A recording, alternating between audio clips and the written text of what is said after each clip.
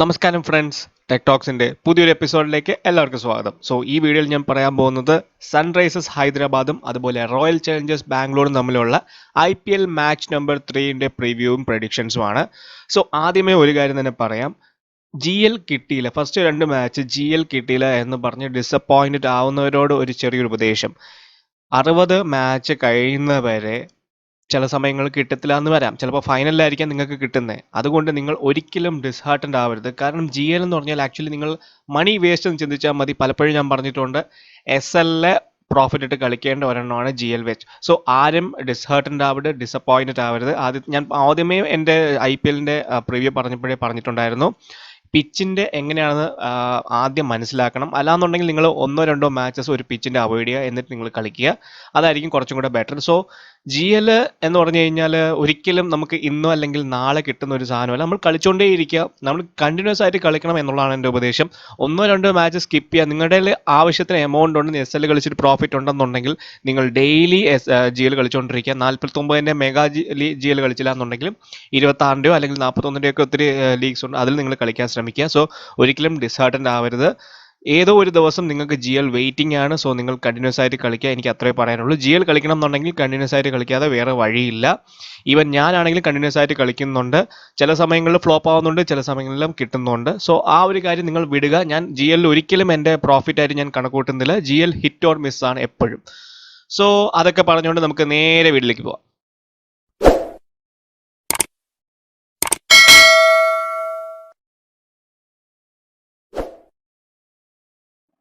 IPL നടക്കുന്ന ഈ ഒരു സീസണിൽ ഏറ്റവും കൂടുതൽ ബെനിഫിഷ്യൽ ആകാൻ പോകുന്ന ഒരു ഫാന്റസി ആപ്പിനെയാണ് ഞാൻ പരിചയപ്പെടുത്താൻ പോകുന്നത്. That is My 11 Circle app.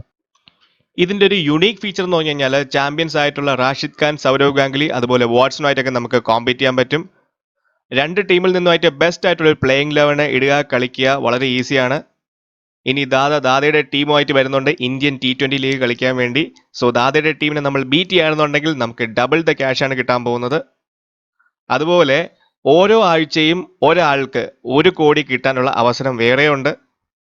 പിന്നെ ഇതാണ് റീസെന്റ് നടന്ന മാച്ചസിന്റെ 1 crore വിന്നേഴ്സ്. പിന്നെ വിൻ ചെയ്ത് കഴിഞ്ഞാൽ ഈസി ആയിട്ട് നമുക്ക് നമ്മുടെ ബാങ്ക് അക്കൗണ്ടിലോട്ട് ട്രാൻസ്ഫർ ചെയ്യാം. വളരെ ഈസിയാണ്, സെക്യൂറുമാണ്. നമ്മുടെ ഫസ്റ്റ് ക്യാഷ് ഡെപ്പോസിറ്റ് ചെയ്യുമ്പോൾ നമുക്ക് കിട്ടാൻ പോകുന്നത് 1500 രൂപയുടെ ക്യാഷ് ബോണസ് ആണ്. ഇനി നമ്മുടെ സബ്സ്ക്രൈബേഴ്സിന് വേണ്ടി മാത്രമുള്ള ഒരു ഓഫറാണ്. അതായത് ഫസ്റ്റ് ക്യാഷ് ഡെപ്പോസിറ്റ് ചെയ്യുമ്പോൾ കിട്ടാൻ പോകുന്നത് 20% ക്യാഷ് ബാക്ക് ആണ്. അതിന് വേണ്ടിയിട്ട് എൻ്റെ വീഡിയോയുടെ ഡിസ്ക്രിപ്ഷനിലും അതുപോലെ പിൻ കമന്റിലും ഉള്ള ലിങ്ക് ക്ലിക്ക് ചെയ്യുക, ഡൗൺലോഡ് ചെയ്യുക, ജോയിൻ ചെയ്യുക. നമുക്ക് ഒരുമിച്ച് IPL കളിച്ച് നേടാം. ഇതൊരു ഹെവി വെയിറ്റ് മാച്ച് എന്ന് തന്നെ നമുക്ക് പറയാം. കാരണം Virat Kohli, de Villiers, Warner, Bairstow ഇതെല്ലാം ഹെവി വെയിറ്റ് ആൾക്കാരാണ്.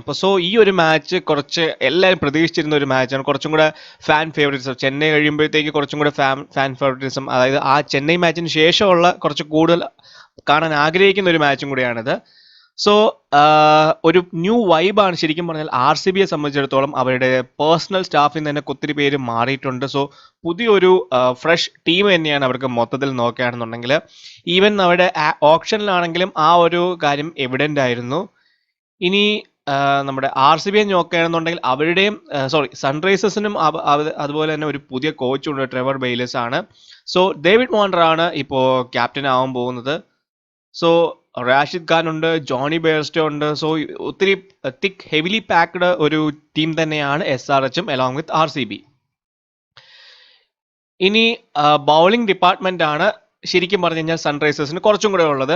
അത് മാത്രമല്ല, വാർണറിനും ബെയർസ്റ്റോയ്ക്കും ശരിക്കും പറഞ്ഞാൽ നല്ല മെമ്മറീസ് ആണ് എഗൻസ്റ്റ് RCB. നിങ്ങൾ ഓർമ്മയുണ്ടോ എന്ന് എനിക്കറിയത്തില്ല. ഡബിൾ സെഞ്ചുറി സ്റ്റാൻഡാണ് ശരിക്കും പറഞ്ഞാൽ ഹൈദരാബാദ് ഒരു സ്ലോ വിക്കറ്റാണ്. But still Bairstow and Warner partnership, ഇവരുടെ ഒരു പാർട്ണർഷിപ്പ് ആക്ച്വലി അടിപൊളിയാണ്. നമ്മുടെ വാർണറിനെയും ബെയർസ്റ്റോ എപ്പോഴും അവർ നല്ല രീതിയിൽ പെർഫോം ചെയ്യാറുണ്ട്. നമുക്ക് IPL തന്നെ ഏറ്റവും നല്ലൊരു ഓപ്പണിംഗ് ഡ്യുവോ എന്ന് പറഞ്ഞു കഴിഞ്ഞാൽ ശരിക്കും പറഞ്ഞാൽ വാർണറും ബെയർസ്റ്റോ ആണ്.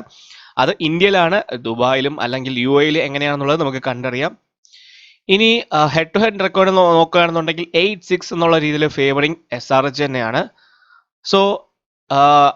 നമ്മുടെ ദുബായ് ഇന്റർനാഷണൽ ക്രിക്കറ്റ് സ്റ്റേഡിയത്തിലാണ് കളി നടക്കാൻ പോകുന്നത്.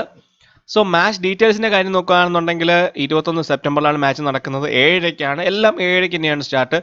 ദുബായിൽ നടക്കാൻ പോകുന്ന 2ാമത്തെ മാച്ചാണ്. ദുബായിൽ നടക്കുന്ന മാച്ച്, ഫസ്റ്റ് മാച്ച് എന്ന് പറഞ്ഞു കഴിഞ്ഞാൽ നിങ്ങൾക്ക് എല്ലാവർക്കും അറിയാം, ഡൽഹി ക്യാപിറ്റൽസും കിങ്സ് 11 പഞ്ചാബും ആണ്. പിച്ച് റിപ്പോർട്ടിൻ്റെ കാര്യം പറയുകയാണെങ്കിൽ ഒരു ഡീസൻറ്റ് ബാറ്റിംഗ് ട്രാക്ക് എന്ന് വേണമെങ്കിൽ പറയാം. ബോൾ ഫെയർലി നൈസായിട്ട് തന്നെ ബാറ്റിലോട്ട് വരാനായിട്ട് മാക്സിമം ചാൻസ് ഉണ്ട്. But on the touch slower സൈഡാണ്. കാരണം ഇതൊരു സെക്കൻഡ് മാച്ചാണ്. ഞാൻ പറഞ്ഞു ഓൾറെഡി ഡൽഹിയുടെ മാച്ച് നടക്കുന്ന അതേ പിച്ചിൽ തന്നെയായിരിക്കും നടക്കാൻ പോകുന്നത്. സോ പിച്ച് ഒരു അല്പം സ്ലോവർ ആവാൻ ചാൻസ് ഉണ്ട്. സോ ഡൽഹിയിൽ ഇപ്പോൾ ഉള്ള ഒരു റിസൾട്ട് വെച്ച് നോക്കുകയാണെന്നുണ്ടെങ്കിൽ ഒരുപാട് വിക്കറ്റ്സ് ഫ്ലോ ആവുന്നുണ്ട് ഡൽഹിയുടെ. അതായത് ഇനിഷ്യൽ ഫസ്റ്റ് ഇന്നിങ്സ് ഒത്തിരിയധികം വിക്കറ്റ് പോകുന്നുണ്ട്. സോ നമുക്ക് എക്സ്പെക്ട് ചെയ്യുന്നത് കുറച്ചും കൂടെ സ്ലോ സൈഡിലേക്കായിരിക്കും. ഒരു ബൗളിംഗ് എഫിഷ്യൻറ്റ് പിച്ച് ആവാനാണ് ചാൻസ് ഉള്ളത്, ഈവൻ ദോ ബാറ്റിംഗ് ട്രാക്ക് ആണെങ്കിലും. സോ പവർ പ്ലേ ഓവേഴ്സ് ഒത്തിരിയധികം ക്രൂഷ്യലാണ്. സ്പിന്നേഴ്സ് മിഡിൽ ഓവേഴ്സിൽ അല്ലെങ്കിൽ മിഡിൽ ഫേസിൽ കുറച്ചും കൂടെ ബെനിഫിഷ്യലാണ്. ഇനി ഡ്യൂ ആണ് ശരിക്കും പറഞ്ഞാൽ ഒരു അതായത് എല്ലാ ടീംസും ടോസ് കിട്ടിക്കഴിഞ്ഞാൽ ചേസിങ് ആയിരിക്കും പ്രിഫർ ചെയ്യുന്നത്. കാരണം സെക്കൻഡ് ഇന്നിങ്സിൽ ഡ്യൂവിൽ മച്ചായിട്ടുള്ളൊരു ഫാക്ടറുണ്ട്. ഇനി 160 ഒരു കോമ്പറ്റേറ്റീവ് ടോട്ടൽ ആയിരിക്കും. കണ്ടീഷൻസ് ഒത്തിരിയധികം ചേഞ്ച് ആവാൻ ചാൻസ് ഇല്ല ദ ഹോൾ മാച്ച്. ഇനി SRH പ്രോബബിൾ ആണെന്ന് വെച്ച് കഴിഞ്ഞാൽ നിങ്ങൾക്ക് നന്നായിട്ട് അറിയാം. അവരുടെ opening due David Warner, Jonny Bairstow. അവരുടെ മിഡിൽ ഓർഡർ സ്ലൈറ്റ്ലി അൺസെറ്റിൽഡും ഇൻഎക്സ്പീരിയൻസ്ഡ് ആണെന്നുണ്ടെങ്കിലും പ്രിയം ഗാർഗ് എന്ന് പറഞ്ഞ അണ്ടർ 19 സൂപ്പർ സ്റ്റാർ അവരുടെ കൂടെയുണ്ട്. പിന്നെ ജമ്മു ആൻഡ് കാശ്മീരിൻ്റെ ഒരു ഹൈലി വാല്യുബിൾ ആയിട്ടുള്ളൊരു sensation Abdul Samad, highly talented batsman ആണ്. പുള്ളി കളിക്കാനുള്ള ചാൻസ് ഉണ്ട്. ബട്ട് ഐഡിയലി മനീഷ് പാണ്ഡ്യനെ ആയിരിക്കും first choice number 3. He's a best number 3 middle order player ആണ്. Even though Jonny Bairstow, David Warner flop ആവണമെന്നുണ്ടെങ്കിൽ ഇന്നിങ്സ് ആങ്കർ ചെയ്യാനും ഒരു ബിഗ് സ്കോറിലേക്ക് നയിക്കാനും പറ്റുന്ന ഒരു പ്ലെയറാണ് മനീഷ് പാണ്ഡെ. സോ കെയ്ൻ വില്യംസന് എന്താണെങ്കിലും ചാൻസ് കിട്ടാൻ ഒരു പ്രോബ്ലം ഉണ്ട്. നമ്പർ 3 ആണ്. He's a number 3 batsman proper. ഇനി സ്റ്റാർ സ്റ്റബിൾഡ് ഓൾറൗണ്ടേഴ്സ് ടീമാണ് ഇവരെ സംബന്ധിച്ചിടത്തോളം. വിജയ് ശങ്കർ, നിങ്ങൾക്ക് എല്ലാവർക്കും അറിയാം വിജയ് ശങ്കർ ഇന്ത്യക്ക് വേണ്ടി കളിച്ചിട്ടുള്ളതാണ്. വിജയ് ശങ്കറിന് ഒരു ഒറ്റ ഫ്ലോയേ ഉള്ളൂ. ഒരു സ്റ്റാർട്ട് കിട്ടിക്കഴിഞ്ഞാൽ അത് എങ്ങനെ കണ്ടിന്യൂ ചെയ്യണമെന്ന് പുള്ളിക്ക് ഇപ്പോഴും അറിയത്തില്ല. ഹൈലി ടാലൻറ്റഡ് ആണ്. ബട്ട് സ്റ്റാർട്ട് ഉണ്ടാവും, ഒരു 3-4 6 അടിക്കും. But he will throw it away, അതാണ് പ്രോബ്ലം. പിന്നെ മുഹമ്മദ് നബിയെ സംബന്ധിച്ചിടത്തോളം എക്സലന്റ് CPL ആണ് കഴിഞ്ഞിരിക്കുന്നത്. ബാറ്റിങ്ങിലാണെങ്കിലും ബൗളിങ്ങിലാണെങ്കിലും വേൾഡിലെ തന്നെ ബെസ്റ്റ് T20 ബൗളറും കൂടെ അവരുടെ കൂടെയുണ്ട്, റാഷിദ് ഖാൻ. പിന്നെ ഷബാസ് നദീം എല്ലാവരും ഇഗ്നോർ ചെയ്യുന്ന ഒരു സ്പിന്നറാണ്. But he is very good. പിന്നെ ഭുവനേശ്വർ കുമാറിനെ സംബന്ധിച്ചിടത്തോളം സൺറൈസേഴ്സിന്റെ ലീഡിംഗ് വിക്കറ്റ് ടേക്കറാണ്. സക്സസീവ് ഇയേഴ്സ് ഉണ്ട് 2014 to 2017. പിന്നെ ലെഫ്റ്റ് ആം സീമർ ഖലീൽ അഹമ്മദും ഉണ്ട്. അല്ലാന്നുണ്ടെങ്കിൽ അവരുടെ വേറൊരു സിദ്ധാർത്ഥ് കോളും ഉണ്ട്.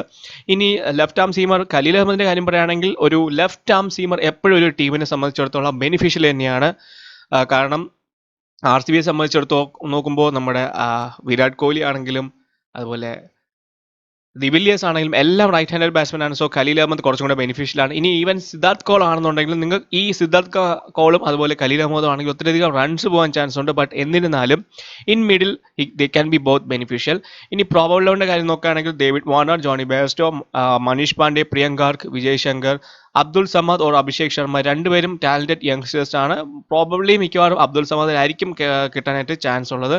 പിന്നെ മുഹമ്മദ് നബി ഉണ്ട്, റാഷിദ് ഖാൻ ഉണ്ട്, ഭുവനേശ്വർ കുമാർ, പിന്നെ ഖലീൽ അഹമ്മദ് ഓർ സിദ്ധാർത്ഥ് കോൾ, ഷബാസ് നദി.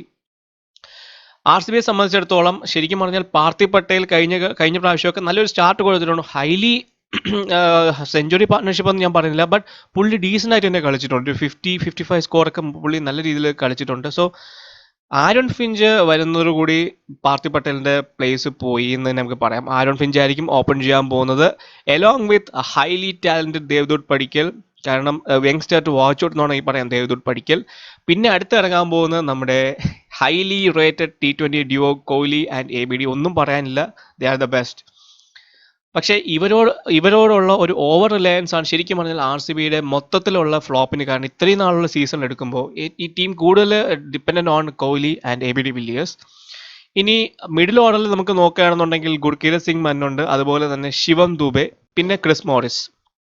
ഗുർകീരത് സിംഗ് മൻ ഹൈലി അണ്ടർ റേറ്റഡ് ആണ്, പക്ഷേ ഹൈലി ടാലന്റഡ് ആണ്. ഡൊമസ്റ്റിക് ലെവലിലൊക്കെ നല്ലോണം പ്രൂവ് ചെയ്യുന്ന ഒരു പ്ലെയർ ആണ്. ഇനി ശിവം ദുബെ ഇപ്പോൾ ക്യാപ്റ്റൻ ആണെങ്കിലും വിരാട് കോഹ്ലി ആണെങ്കിലും ഒത്തിരി അധികം ബാക്ക് ചെയ്യുന്ന ഒരു ഓൾറൗണ്ടർ ആണ്. പുള്ളിയുടെ ബൗളിംഗ് ഒത്തിരി അധികം വേരിയേഷൻസ് ഒന്നും ഇല്ല. പക്ഷേ എന്നിരുന്നാലും ബിഗ് ഹിറ്റിംഗ് എന്നുള്ളൊരു ഓപ്പർച്യൂണിറ്റി ഉണ്ടെന്നുണ്ടെങ്കിൽ വിരാട് കോഹ്ലി പുള്ളിയെ പ്രൊമോട്ട് ചെയ്യാനും ചാൻസ് ഉണ്ട് ശിവം ദുബെ. ഇനി ക്രിസ് മോറിസ് ഹൈലി ടാലന്റഡ് ആയിട്ടുള്ളൊരു T20 ബൗളറാണ്. ഇനി വിക്കറ്റ്സിന്റെ കാര്യത്തിലാണെങ്കിൽ ഹീസ് ഹൈലി കൺസിസ്റ്റന്റ്. കാരണം മിനിമം 1-2 വിക്കറ്റ് എങ്കിലും എടുക്കാൻ കഴിയുന്ന ഒരു ബൗളറാണ്. ബട്ട് 1-2 വിക്കറ്റ്സിൽ നിർത്താതെ ഒരു 3-4 വിക്കറ്റ് എടുക്കുന്ന സന്ദർഭങ്ങൾ ഉണ്ടായിട്ടുണ്ട്. So Chris Morris is a value pick. പിന്നെ അത് മാത്രമല്ല ബാറ്റിംഗിന്റെ കാര്യത്തിലാണെന്നുണ്ടെങ്കിലും he can play a long innings. നമ്മൾ ടോപ്പ് ഓർഡർ ഫ്ലോപ്പ് ആവണമെന്നുണ്ടെങ്കിൽ ക്രിസ് മോറിസ് ഒരു വെറൈറ്റി ഇന്നിങ്സ് കാഴ്ച വയ്ക്കാൻ ചാൻസ് ഉണ്ട്. ഇനി ആർ സി ബിയുടെ സ്പിൻ അറ്റാക്ക് എന്ന് പറഞ്ഞു കഴിഞ്ഞാൽ mainly depend on Yuzvendra Chahal. കാരണം വിരാട് കോഹ്ലിയുടെ ഗോ ടു മാൻ എന്ന് പറഞ്ഞു കഴിഞ്ഞാൽ യുസ്വേന്ദ്ര ചാഹലാണ്. ഇനി ടഫ് സിറ്റുവേഷൻസ് ഒക്കെ, അതായത് മാക്സ്വെലിനെ പോലത്തെ പ്ലേയേഴ്സ് ഒക്കെ നിൽക്കുമ്പോൾ ഏറ്റവും കൂടുതൽ ഡിപ്പെൻഡ് ചെയ്തിരിക്കുന്നത് യുസ്വേന്ദ്ര ചാഹലിനെയാണ് ഒരു വിക്കറ്റ് എടുക്കാൻ വേണ്ടി. റൺസ് പോവുമായിരിക്കാം, പക്ഷേ ഡെഫിനറ്റ്ലി വിക്കറ്റ് എടുക്കും. വാഷിംഗ്ടൺ സുന്ദർ ഒരു റൺസ് പിടിച്ചു നിർത്തുന്ന ഒരു പവർ പ്ലേ എറിയുന്ന ഒരു സ്പിന്നറാണ്. വിക്കറ്റ്സും എടുക്കും, ഇല്ലാന്ന് പറയുന്നില്ല. പക്ഷേ കൂടുതൽ ക്യാപ്റ്റൻസ് പുള്ളി പ്രിഫർ ചെയ്യുന്നത് പവർ പ്ലേയിൽ ബൗൾ ചെയ്യാനാണ്. ഇനി അടുത്ത ഒരെണ്ണം ഉണ്ട്, അഡം സാംബയാണ്. അഡം സാംബെ നിങ്ങൾക്കറിയാം, സ്റ്റാർട്ടിംഗ് സീരീസിൽ ഒരല്പം ഔട്ട് ഓഫ് ഫോം ആയിരുന്നു ഇംഗ്ലണ്ടിൽ പോയപ്പോൾ. പക്ഷേ എന്നിരുന്നാലും പുള്ളി തിരിച്ചു വന്നത് 3-4 വിക്കറ്റ് സ്ഥിരമായിട്ട് എടുത്തുകൊണ്ടാണ്. So he is highly consistent.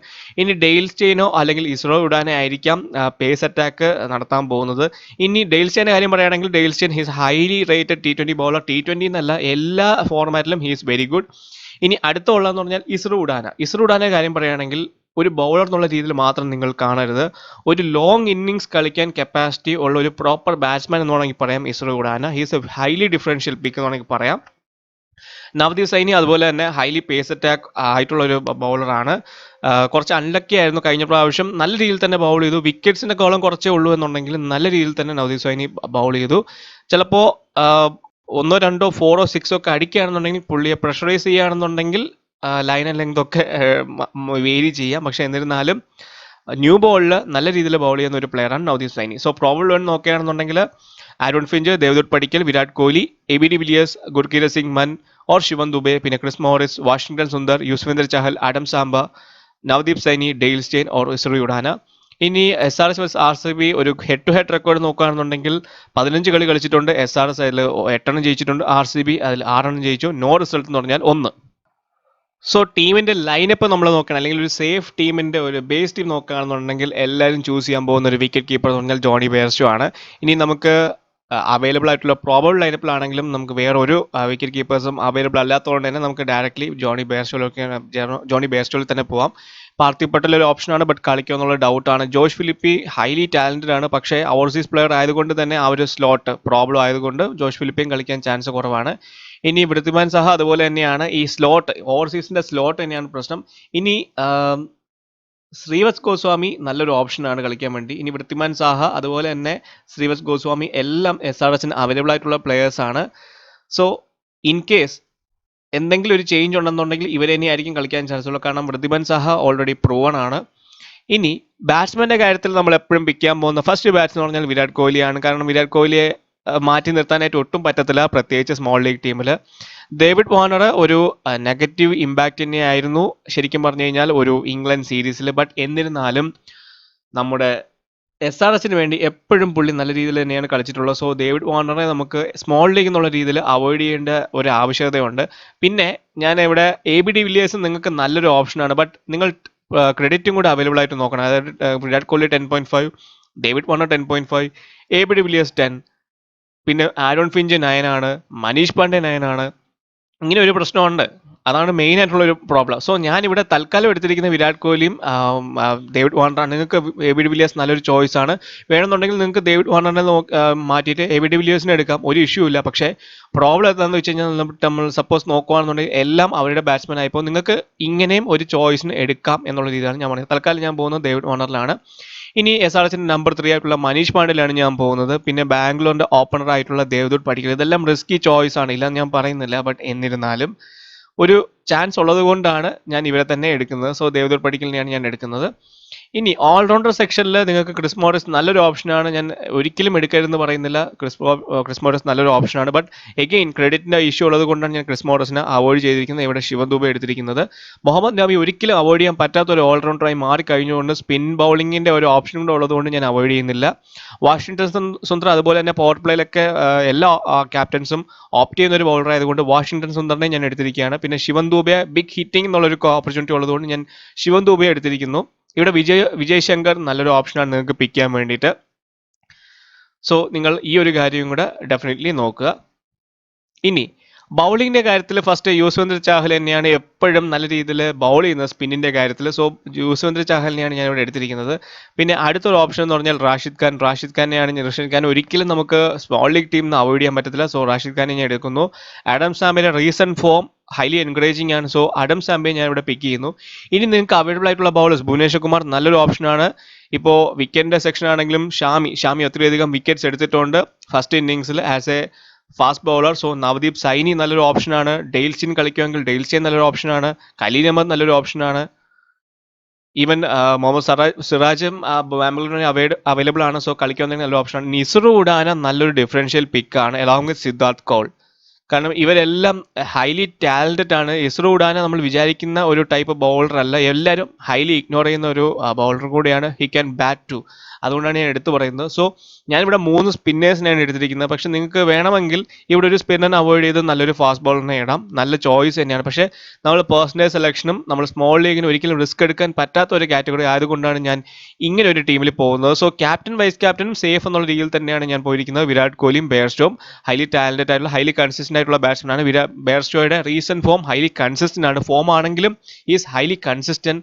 Even slow നേച്ചറുള്ള പിച്ചാണെങ്കിലും പുള്ളി നിന്ന് കളിക്കുന്ന ഒരു പ്രതീതിയാണ് നമ്മൾ കണ്ടുവന്നിരിക്കുന്നത്. So is definitely a captain or vice captain choice. So ഇതാണ് നമുക്കൊരു ബേസ് ടീം എന്നുള്ള രീതിയിൽ പറയാൻ പറ്റുന്നത്. സ്ക്വാഡ് ഡീറ്റെയിലിംഗ് ഫസ്റ്റ് പറയാൻ പോകുന്നത് ഡേവിഡ് വാർണർ ആണ്. ബാഡ് സീരീസിനായിരുന്നു ഇംഗ്ലണ്ടിൽ. പക്ഷേ he's capable of scoring big innings. കാരണം ജോണി ബെയർസ്റ്റോ ആയിട്ടുള്ള ഒരു പാർട്ട്ണർഷിപ്പ് പുള്ളിക്ക് വളരെയധികം ഇമ്പോർട്ടൻ്റ് ആണ്. SRSന് വേണ്ടി ഒത്തിരിയധികം ബെസ്റ്റ് പാർട്ട്ണർഷിപ്പ് ഇവരെ ക്രിയേറ്റ് ചെയ്തിട്ടുണ്ട്. So David Warner is A highly talented player, can be A captain material. So നിങ്ങൾ SL ആണെങ്കിൽ GL ആണെങ്കിൽ ഡെഫിനറ്റ് ആയിട്ട് ഡേവിഡ് വാർണർ ട്രൈ ചെയ്യുക.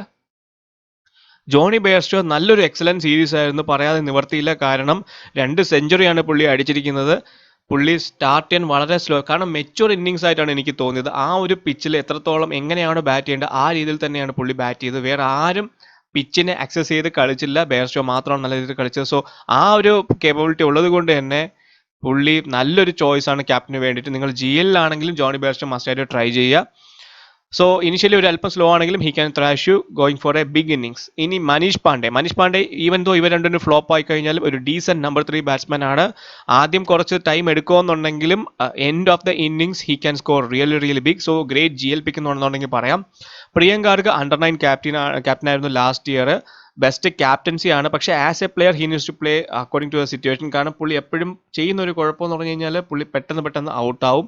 ഒരു സ്റ്റാർട്ട് കിട്ടി കഴിഞ്ഞാലും സ്റ്റാർട്ട് തന്നെ യൂസ് ചെയ്യാതെ പെട്ടെന്ന് ഔട്ട്. ഈവൻ അണ്ടർ-19 ക്രിക്കറ്റിലാണെങ്കിൽ നമ്മൾ കണ്ട ഒരു കാര്യം അതാണ്. ഡെഫിനറ്റ്ലി ഒരു ടാലന്റഡ് പ്ലെയർ ആണ്. പക്ഷേ ക്വാളിറ്റി ബൗളേഴ്സ് ആണ് ഓപ്പോസിഷൻ വരാൻ പോകുന്നത്. So he need to sustain. It's a big test for him. ഇനി വിജയ് ശങ്കർ ഹൈലി ടാലന്റഡ് ആണ്, പക്ഷേ ഇൻകൺസിസ്റ്റന്റ് ആണ്. ഒരു സ്റ്റാർട്ട് കിട്ടിക്കഴിഞ്ഞാലും പുള്ളി അത് നിൽക്കത്തില്ല, പെട്ടെന്ന് ഔട്ടാവും. 20s അതായത് 20 to 30s ആണ് പുള്ളിയുടെ നോർമലി ആവറേജ് എന്നാണെങ്കിൽ പറയാം. കാരണം എപ്പോഴും സ്റ്റാർട്ട് കിട്ടും, ഒരിക്കലും കളിക്കത്തുമില്ല. ഹാൻഡി ബൗളർ ആണ് ഫോർ എനി ക്യാപ്റ്റൻ. പിന്നെ Abdul Samad or Abhishek Sharma, both are talented youngsters and capable. So ആരാണ് കളിക്കുന്നത് വെച്ച് കഴിഞ്ഞാൽ നിങ്ങൾ ഡെഫിനറ്റ്ലി GL ട്രൈ ചെയ്യാൻ നോക്കുക. കാരണം അബ്ദുൽ സമദ് ഞാൻ പറഞ്ഞു ജമ്മു കാശ്മീരിന് വേണ്ടിയുള്ള ഹൈലി ഡൊമസ്റ്റിക് പ്ലെയർ ആണ്. അഭിഷേക് ശർമ്മ അതുപോലെ തന്നെ ലാസ്റ്റ് ഇയർ കളിച്ചിട്ടുള്ളതാണ് IPL. ഡീസൻ്റ്ലി കുറച്ച് പോയി. നിങ്ങൾ ഒരിക്കലും ക്യാപ്റ്റൻ ഇടണമെന്ന് നിങ്ങളടുത്ത് പറയുന്നില്ല, പക്ഷേ GL നിങ്ങൾ ടീമിൽ ഇടുമ്പോൾ നിങ്ങൾ അറ്റ്ലീസ്റ്റ് നിങ്ങൾ ടീമിൽ എടുക്കാൻ ശ്രമിക്കുക. മുഹമ്മദ് നബിക്ക് നല്ലൊരു CPL ടൂർണമെന്റ് ആണ്, ഇല്ല നിങ്ങൾക്ക് പറയാൻ പറ്റത്തില്ല. ബൗളിങ്ങിലാണെങ്കിലും ബാറ്റിങ്ങിലാണെങ്കിലും ആ ഒരു സെയിം ഫോം ഇതിൽ റിപ്ലിക്കേറ്റ് ചെയ്യാൻ പുള്ളിക്ക് പറ്റും എന്നുള്ളതാണ് തോന്നുന്നത്. കാരണം ഈ ഒരു പിച്ച് പുള്ളിയുടെ ബൗളിങ്ങിന് സ്യൂട്ടഡ് ആണ്. So Mohammad Nabi is a great GL pick. Also SL. Rashid Khan wonderful allrounder ആണ്. ഇൻ IPL ഏതൊരു ക്യാപ്റ്റൻ ആണെങ്കിലും CPL അധികം ബാറ്റിംഗിൽ ഉയർത്തിയിട്ടില്ല ചാൻസസ്, പക്ഷേ IPL പുള്ളിക്ക് ബാറ്റിംഗ് കൂടുതൽ കൊടുക്കാനായിട്ട് ചാൻസ് ഉണ്ട്, ബാറ്റിംഗ് ഓപ്പർച്യൂണിറ്റീസ്. അതുപോലെ തന്നെ വിക്കറ്റ്സിന്റെ കാര്യമാണെങ്കിൽ he is highly consistent, very tough to pick. Bhuvneshwar Kumar നല്ലൊരു സ്വിംഗ് ബൗളർ ആണ്. ഇനിഷ്യലി വിക്കറ്റ്സ് എടുക്കാൻ നല്ലോണം ക്യാപ്പബിലിറ്റി ഉള്ള ഒരു പ്ലെയർ ആണ്. ഈവൻ എൻഡ് ഇന്നിങ്സ് അല്ലെങ്കിൽ ഡെത്ത് ബൗളിംഗിലാണെങ്കിലും പുള്ളിക്ക് ഒത്തിരിയധികം യോർക്കേഴ്സും അതുപോലെ തന്നെ ഒരുപാട് വെറൈറ്റീസ് ഉണ്ട് ബ്ലോക്ക് ചെയ്യാനായിട്ട്, വിക്കറ്റ്സ് കിട്ടാനായിട്ട്. ഖലീൽ അഹമ്മദ് ഒരു ലെഫ്റ്റ് ഹാൻഡ് ബൗളറാണ്. സോ എനിക്ക് സിദ്ധാർത്ഥ് കൗളിനെക്കാളും ഖലീൽ അഹമ്മദിൽ പോകും എന്നാണ് തോന്നുന്നത്. കാരണം ലെഫ്റ്റ് ഹാൻഡ് ബൗളിംഗ് എപ്പോഴും ഏതൊരു ക്യാപ്റ്റനും അപ്രീഷിയേറ്റ് ചെയ്യുന്ന ഒരു കാര്യമാണ്. സോ സിദ്ധാർത്ഥ് കൗളും റൈറ്റ് ഹാൻഡ് ബൗളിംഗ് ആണ്. അതുകൊണ്ട് തന്നെ എനിക്ക് തോന്നുന്നത് ഖലീൽ അഹമ്മദിന് കുറച്ചും കൂടെ ചാൻസ് ഉണ്ട്.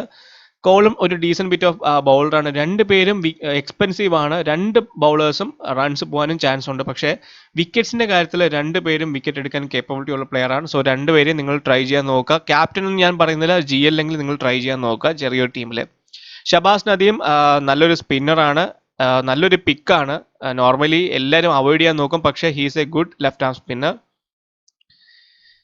ഇനി ബാംഗ്ലൂരിനെ സംബന്ധിച്ചിടത്തോളം ആരോൺ ഫിഞ്ചിന് നല്ലൊരു സീരീസ്, ഡീസൻറ്റ് സീരീസ് എന്ന് പറയാം. ഹൈലി എഫക്റ്റീവ് സീരീസ് ഒന്നുമല്ല, പക്ഷേ എന്നിരുന്നാലും slow pitches. Normally Aaron Finch മുന്നേ സ്ട്രഗിൾ ചെയ്തിരുന്ന ഇൻകമിംഗ് ഡെലിവറീസ് ആണ്. പക്ഷേ എനിക്ക് തോന്നുന്നു പുള്ളി ആ ഒരു ഫോൾട്ട് പുള്ളി ക്ലിയർ ചെയ്തിട്ടുണ്ട്. എപ്പോഴും പുള്ളി ആ ഒരു നെഗറ്റീവ് വെച്ചാണ് എല്ലാവരും പറഞ്ഞുകൊണ്ടിരിക്കുന്നത്. പക്ഷേ റീസെൻ്റ്ലി കൺക്ലൂഡ് ചെയ്ത ആ ഒരു ഇംഗ്ലണ്ട് സീരീസ് നമുക്ക് കാണാൻ പറ്റിയത് പുള്ളി കുറച്ച് നല്ല രീതിയിൽ പെർഫോം ചെയ്തിട്ടുണ്ട്. So he can be a decent C option. അതുപോലെ Devdutt Padikkal, youngster to watch out for. He scores heavily in domestic cricket. Domestic ക്രിക്കറ്റിൽ ഒത്തിരിയധികം സ്കോർ ചെയ്തിട്ടുള്ള പ്ലെയർ ആണ്. ഒരു നല്ലൊരു ചാൻസ് കിട്ടുകയാണ് ദേവ്ദൂത് പടിക്കലിന്. ഓപ്പണിംഗ് കൂടെ ആയതുകൊണ്ട് തന്നെ he can be expected to score big. Virat Kohli പേര് മാത്രം മതി, വേറെ എടുത്ത് പറയേണ്ട കാര്യമില്ല. ക്രിക്കറ്റ് അറിയുന്നവർക്കും എല്ലാവർക്കും നന്നായിട്ട് അറിയാം. ഹൈലി കൺസിസ്റ്റൻ്റ് ആണ്, can score really big. Captain ഓപ്ഷനാണ്. ഇനി അടുത്ത AB de Villiers എന്ന് പറഞ്ഞാൽ he's the most rated T20 batsman in the world. RCB normally depends either on Kohli or ABD. അതെല്ലാവർക്കും അറിയാം. Virat Kohli, AB de Villiers ആണ് ഏറ്റവും കൂടുതൽ ടീം ഡിപ്പെൻഡ് ചെയ്യുന്നത്. അതുകൊണ്ട് തന്നെയാണ് RCB ഫ്ലോപ്പ് ആവുന്നത്. കാരണം ഇവർ രണ്ടുപേരും ഔട്ട് ആയി കഴിഞ്ഞാൽ വേറെ ഒരു നല്ല പ്ലെയേഴ്സ് ഇല്ല എന്നുള്ളതാണ് നമുക്ക് പറയാൻ പറ്റുന്നത്. പിന്നെ ഇറങ്ങാൻ പോകുന്നത് ഗുർകിരത് സിംഗ് മൻ അല്ലെങ്കിൽ ശിവം ദൂബെയാണ്. രണ്ടുപേരും കേപ്പബിൾ ആണ്, പക്ഷെ ഒരിക്കലും നമുക്ക് എല്ലാ ദിവസവും ഇവരുടെ ഇന്നിങ്സ് പ്രതീക്ഷിക്കാൻ പറ്റത്തില്ല. ഗുർകിരത് സിംഗ് നല്ലൊരു കേപ്പബിൾ ബാറ്റ്സ്മാൻ ആണ്, നിങ്ങൾക്ക് GL ട്രൈ ചെയ്യാന്നുള്ളൊരു ബാറ്റ്സ്മാൻ ആണ്. ശിവം ദൂബെ കൂടുതലായിട്ട് ഒരു ബിഗ് ഹിറ്റർ എന്നുള്ള രീതിയിലാണ്, ഒരു ഹൈലി പ്രൊമോട്ടഡ് ഇന്നിങ്സ് എന്ന് പറയാൻ പറ്റത്തില്ല, പക്ഷേ ഒരു ബിഗ് ഹിറ്റിംഗ് എന്നുള്ള രീതിയിൽ കോഹ്ലി പ്രൊമോട്ട് ചെയ്യാനും ചാൻസ് ഉണ്ട് പുള്ളിയെ. സോ സ്ലോ ട്രാക്കിൽ ഹി ക്യാൻ ബി സ്ട്രഗിൾ, കാരണം പുള്ളിക്ക് പേസ് ഓൺ ദ ബോൾ വളരെ ഇമ്പോർട്ടൻ്റ് ആണ്. ബൗളിങ്ങിന് ഒത്രയധികം വേരിയേഷൻസ് ഇല്ല, അതുകൊണ്ട് ബൗളിങ്ങിൽ 5-6 വിക്കറ്റ്സ് ഒന്നും പ്രതീക്ഷിക്കേണ്ട. ബട്ട് എന്നിരുന്നാലും വിക്കറ്റ്സ് എടുക്കും. ബട്ട് നിങ്ങൾക്ക് GL ക്യാപ്റ്റനോ വൈസ് ക്യാപ്റ്റനോ നിങ്ങൾ ഇടണമെന്ന് ഞാൻ പറയുന്നില്ല ശിവൻ ദുബെ. പക്ഷേ ഗുർകിരത് സിംഗ് മൻ he can be a decent option, കാരണം ഹാൻഡി സ്പിന്നറും കൂടെയാണ്. ക്രിസ് മോറിസ് നല്ലൊരു ഓൾറൗണ്ടർ ആണ്, വിക്കറ്റ്സ് എടുക്കും, കൺസിസ്റ്റൻ്റ് ആയിട്ട് തന്നെ വിക്കറ്റ് എടുക്കും. കാരണം ഒത്തിരിയധികം വേരിയേഷൻസ് ഉണ്ട്. ബൗൺസർ ആണെന്നുണ്ടെങ്കിൽ സ്ലോ ബോൾ ആണെന്നുണ്ടെങ്കിൽ ഒത്തിരിയധികം വേരിയേഷൻസ് ഉണ്ട്. ഇനി അതുപോലെ തന്നെ മോർ ദാൻ എ കേപ്പബിൾ ബാറ്റ്സ്മാനും കൂടിയാണ് ഡൗൺ ദ ഓർഡർ. എനിക്ക് തോന്നുന്നത് വിരാട് കോഹ്ലിയും AB de Villiers കഴിഞ്ഞ് കഴിഞ്ഞാൽ ടീമിന് ഡിപ്പെൻഡ് ചെയ്യാൻ പറ്റുന്ന ഒരു ഓൾറൗണ്ടർ ക്രിസ് മോറിസ് തന്നെയാണ്. കാരണം നല്ലൊരു ഇന്നിങ്സ് കളിക്കാൻ കപ്പാസിറ്റി ഉണ്ട്. നോർമലി ആരും എക്സ്പെക്ട് ചെയ്യാത്ത ഒരു സമയത്ത് വലിയൊരു ഇന്നിങ്സ് കളിക്കാനായിട്ട് കപ്പാസിറ്റി ഉള്ള പ്ലെയറാണ്. സോ GL നിങ്ങൾ മസ്റ്റായിട്ട് ട്രൈ ചെയ്യുക ക്രിസ് മോറിസിനെ. പിന്നെ വാഷിംഗ്ടൺ സുന്ദർ നല്ലൊരു ബൗളറാണ്. നോർമലി ക്യാപ്റ്റൻസ് യൂസ് ചെയ്യുന്ന പുള്ളി പോർട്ട് പ്ലേയിലാണ്. നല്ലൊരു ബിഗ് സ്പിന്നർ എന്ന് നമുക്ക് പറയാൻ പറ്റത്തില്ല, പക്ഷേ ഹൈലി എഫക്റ്റീവ് ആണ് വിക്കറ്റ്സ് എടുക്കാൻ വേണ്ടിയിട്ട്. 1-2 വിക്കറ്റ്സ് നമുക്ക് എക്സ്പെക്ട് ചെയ്യാം. യൂസ് എന്ന് വെച്ചാൽ അതുപോലെ തന്നെ കോഹ്ലീസ് ഫസ്റ്റ് ചോയ്സ് ആണ്. ഒരു വിക്കറ്റ് എടുക്കണമെന്നുണ്ടെങ്കിൽ കോഹ്ലി ആദ്യം പോകുന്ന സ്പിന്നർ എന്ന് പറഞ്ഞു കഴിഞ്ഞാൽ യൂസ്വേന്ദ്ര ചഹലാണ്.